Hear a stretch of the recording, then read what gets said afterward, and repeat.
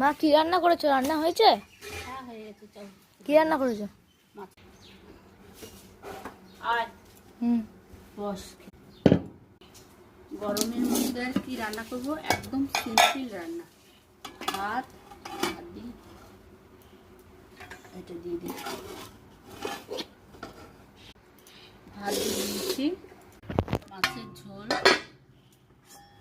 এটা ফলই মাছ, এই দামোদর নদীর থেকে ধরেছিল, ওখান থেকে নিয়ে এসছে, তোর বাবা নিয়ে এসছে।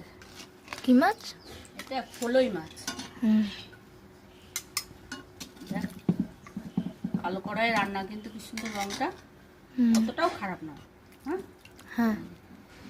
আর দিয়ে দেবো চাটনি, আমের টক।